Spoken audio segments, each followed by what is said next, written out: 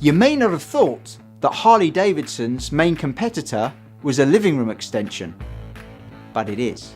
Let me explain. People often think of a competitor as someone in the same category as them. So an accountant competing with another accountant, or a recruitment company competing with another recruitment company. But actually, a competitor is anybody that is going after the same spending dollars as yourself.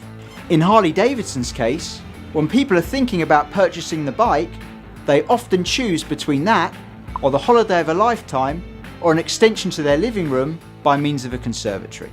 Let me give you another example. For a special birthday, someone might choose between having an expensive watch or a lovely camera. Suddenly, Nikon and Amiga find themselves competing even though they do completely separate things. So when considering your competition, you need to think about the spend that your customers will make and what else they will consider when they're choosing you as a possible provider.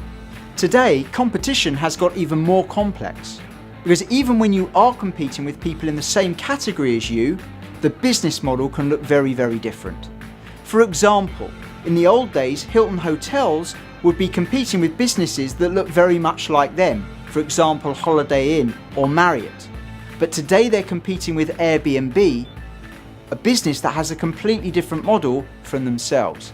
Similarly, television companies are now competing with people like Amazon Prime and Netflix for the same viewers, but against very, very different business models. But don't be too quick to just dismiss competitors. What sometimes we tend to do is think of the competition as people we can never address and work with. But in today's world of niche, often we can work with competitors. For example, the New York Times has a competitor in Facebook, and yet it uses that platform to distribute its content.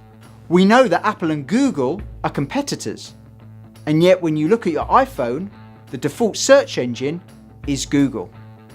And speaking of Apple, they work with another one of their competitors, Samsung, in manufacturing components for their media devices.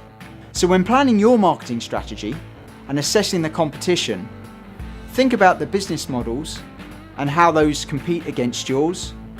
Think about the wider horizon and who else is competing for the spend that you want, who are not necessarily direct competitors.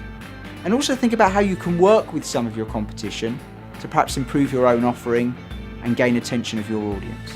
And now I'm going to go and fulfill all my dreams and fantasies by picking out that conservatory of a lifetime. If you've got any questions, please leave them in the comment box. And to receive regular marketing updates, hit subscribe.